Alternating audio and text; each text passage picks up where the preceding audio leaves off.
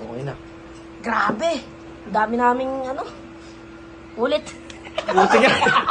Yo, what's up? Ako nga pala si Haida Sayoki at SS Cubido at ito nga pala si... Ryzen Visoria ng 9 LED.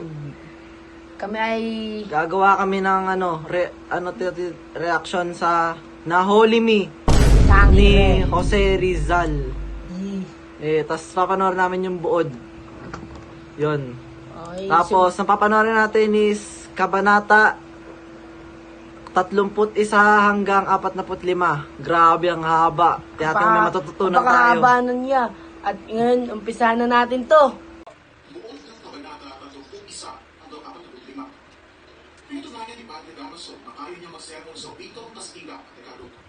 Natanto naman ni Padre Manuel na ang pagbumat na pananalita ni Padre Damaso ay higit na mahusay kaysa sa kanyang binigkas na sermon karon. Sinabi ni Padre Damaso na kanyang binitiwan ang mga pananalita ng Diyos upang maging kapaki-pakinabang na tulad ng isang binging uusbong ang lumalaki sa lubahin ng banal na si Francisco. Ang mga bahaging ito ng sermon ay ipinahayag ni Padre Damaso sa Pitong Kastila kaya hindi maintindihan ng mga Indio. Lumilihis na si Padre Damaso sa sermon niya sapagkat puro na ito panunumpa, sumpa at pagtutumayaw. Pati si Ibarra ay nabalisa, lalo na nang banggitin ng Prayle ang tungkol sa mga kasalanan hindi namumumbisan na namatay sa bilangguan ng walang sakramento sa simbahan. Alam ni Ibarra na siya ang pinamaindan ng Prayle, pero nagsawalang kipunan naman siya. Tusa niyang buwan kasi pinapakantahin si Sisa. Muli niya itusa si Sisa na sumayaw, ngunit hindi sumunod. Nagalit mo niya ang doon niya ang pinaglalaki ko si Sisa. Nagalit na Alvarez sa mga kita pangyayari nito. Pinagmusa Alvarez sa isang kawat na galitan, patainin at kumunin ang mga sugat nito dahil bukas ay ihahatid si Sisa kay Ibarra. Alas Diyos na gawin ang simula ng dula. Pinamumuno kay Don Filipo ang dula dahil abalas pagsusugal ang alkande ng mga gabi yun. Nasa ikalawang bahagi na ng dula nang dumating si Crisostomo kay Ibarra at ang katutumapi kay Maria Clara. Nang makita ni Padre Salvi na masaya nag-uusap ang pagkasintahan, ang ganitong tumungong at ang pagkumprontasyon kay Don Filipo. Ngunit isa si Ibarra sa may pinakamalang tabuloy kung kaya hindi ito maaapalisin. Dahil hindi nakapali si Ibarra, si Padre Salvi na lang umalis kasama ng kumpari. Ilang sandali pa ay umalis si Ibarra sa dula dahil sa pamilya nito. Habang nanonood ng lahat, ay may dalawang sundalo ang dumating at inutos na itigil ang pagtatanghal sa dahilan ng hindi daw makatulog sa ingay ang Alvarez at ang senyora. Nagkakaroon naman ang lahat ng hindi magbigay nito, Filipo ang utos ng dalawang sundalo. Galit na galit ako ngayon dahil sa pagpapahinto ng tahanan. Muli ko palis ni Ibarra at agad na hinarap si Maria Clara. Humingi ng tulong si Don Filipo kay Ibarra na patigilin ang kabuluhan ng lahat o ng daming tao. Magpuni lang at naroon si Elias sa lugar ng pagkakay ang grupo. Humingi ng tulong ang binata kay Elias. Nakatingin yun na hindi makatulong si Ibarra kaya pinalim ito ang sarili sa kanyang laboratorio. Kaya kumalis si Elias upang ibalita na nagkasakit si Maria Clara. Tinanong ni Ibarra si Elias kung paano nito napatigil ang kaguluhang nangyari sa plaza. Aniya, kilala niya ang kapatid na nauna sa kaguluhan dahil minsan na nito niligtas ang kapatid sa pagpaparusa. Ilang sandali pa ay umalis na rin si Elias. Nagtihis na rin si Ibarra at nagtungo sa bahay ng dalaga. Sa kanyang paglalakad ay may nakasalubong siyang lalaki na may pilat sa kaluluha. Siya si Lucas, kapatid ng tao ilaw. Nagtanong si Lucas kung magkano ang danyo sa ibigay para sa pamilya ng tao ilaw. Pinag-uusapan ni Ibarra si Lucas na nakausapin na lang ito sa ibang araw dahil may dadalawin pa ito. Unang-unang pag-aalala ang bahay ng Kapitan Chaco dahil sa may sakit na si Maria Clara. Ilang sandali pa ay dumating si Don Gregorio de Espadanya kasama ang asawa nitong si Doña Victorina de los Reyes de Espadanya at si Linares na inaanak ng isang kamag-anak, Padre Damaso. Si Doña Victorina ay 45 taong gulang na, ngunit ipinamamagitan niya ang siya 32 taong gulang lamang. Pinangarap niya ang mga pag-asawa ng taga-ibang bansa, ngunit wala sa mga ito ang nagkakagusto sa kanya. Hindi na dalawang isip na magpakasal nito Tiburcio na pagamat pagkalit at Pinay ay makikitaan naman ang pagiging isang tunay na Espanyol. Si Don Tiburcio naman ay dahil niya masukan, pinapatulang sa ospital ng Espanya. Sabi nila itong namasukan sa Batong Salvador na nag-iikot sa Asya. Dahil sa ito ay nabilay sa pagtulong sa navigasyon at naging masasakitin, ay pinababa na ito ng barko ng tumaan sa Pilipinas. Nang wala na tumutulong na kababayan ay pinayaw nito magtanggap bilang isang doktor. Sinabi mag-asawang doktor na wala namang diploma. Habang nakain merienda ang tatlo sa bahay ng Kapitan Chaco, ay dumating si Padre Salvi.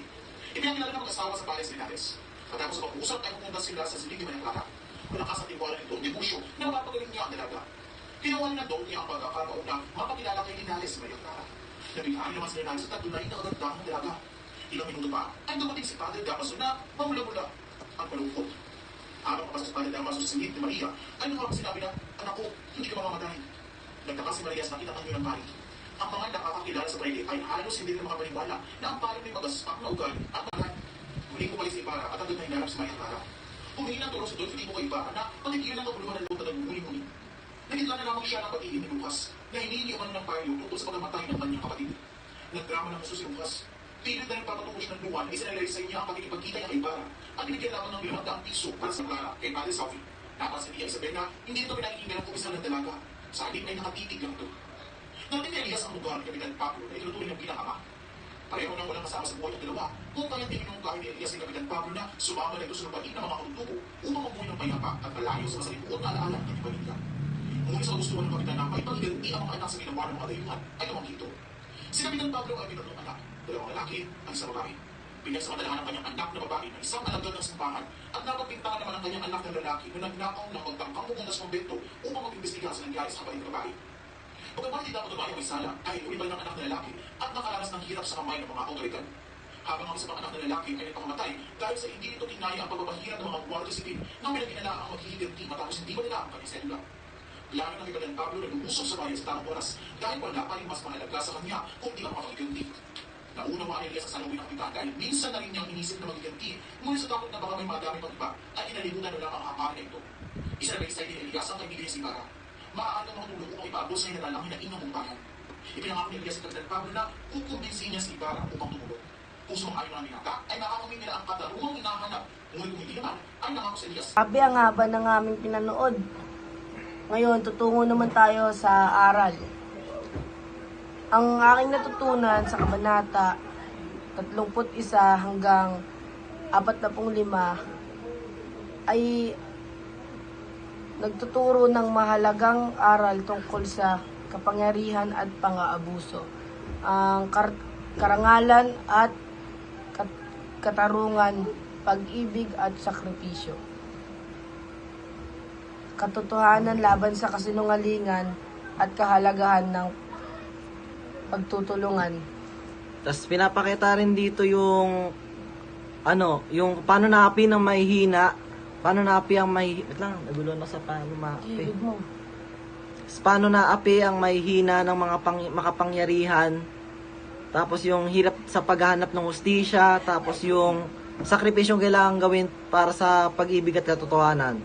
Tapos pinapakita rin dito yung malasakit at pagkakaisa-isa na susi sa tunay na pagbabago. Na Olimi. Ano?